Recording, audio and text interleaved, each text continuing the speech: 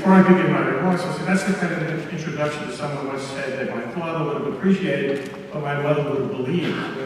But what I'll say is, when you feel a little bit like you're doing very well, or you feel a little bit vain, it's good to have family around to keep you grounded. I remember when I was a lawyer, I had an office in Bay Ridge after I left the firm I was with.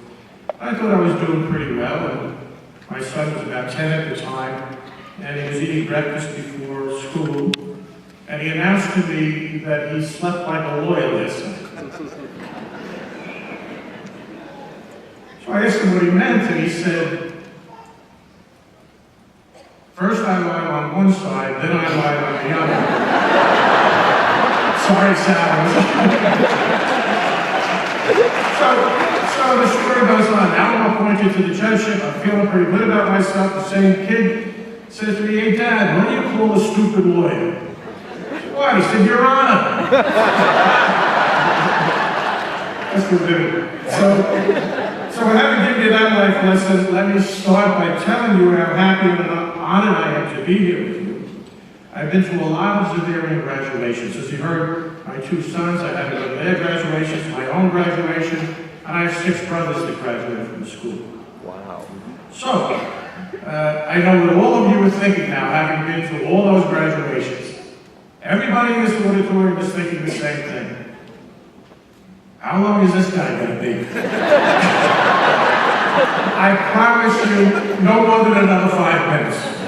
Now, in thinking what I wanted to talk about, I was mindful of the fact that of the many graduations I attended, I can't tell you who spoke or what anyone said. So that takes some of the pressure off me. But I do want to say something, at least for your short-term memory, that's worthwhile. Now, I sat in the same seats that you're in now 44 years ago, the 10th graduating class of 1970. Like most of you, I had very little idea of where I wanted to go or how to get wherever that was going to be.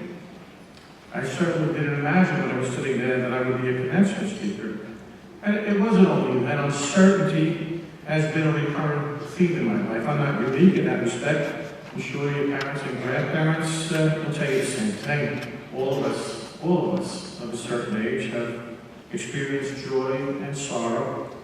We've clung to hope while dealing with anxiety. But I'm here to tell you not to worry about it.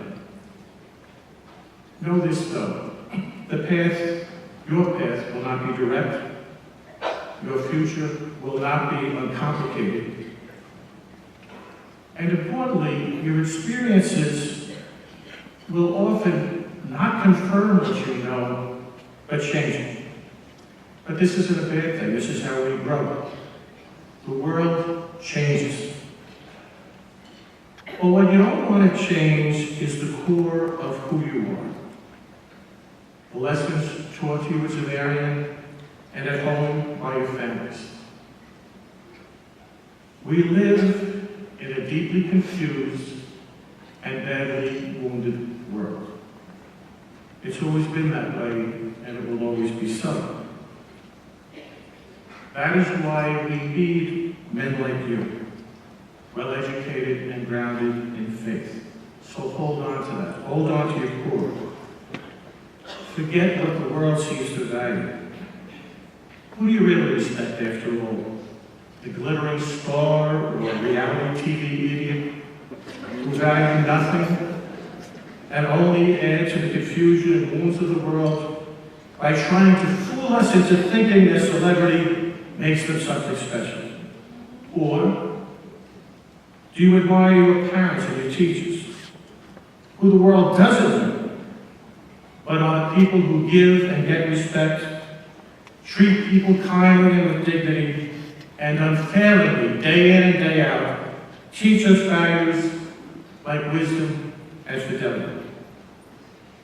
Be like them. Hold on to those values, and you will never be lost in this confused world. Instead, you will be the men who give clarity to the world's confusion and medicine to the wounds. Be like the people worth admiring and change the world. Now, I don't want to get too carried away here. None of us can change the world. Your parents, your teachers, me, we've not changed the world. Very few get that chance, and few still actually do.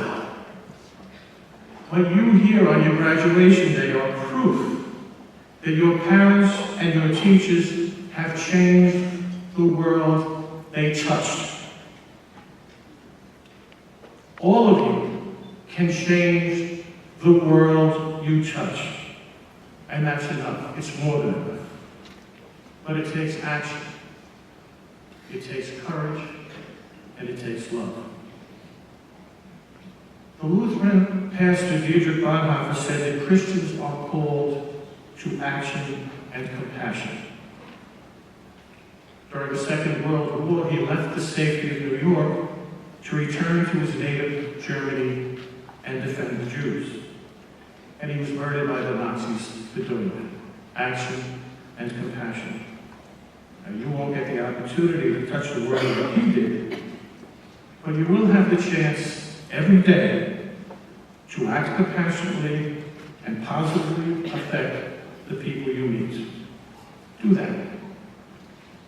Because one thing I've learned in 44 years since I sat where you were is that the people who make the biggest mistake are the ones who do nothing because they can only do a little.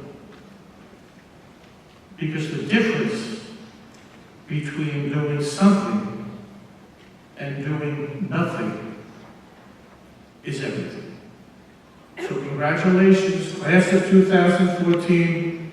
Welcome to the ranks of Xaverian men.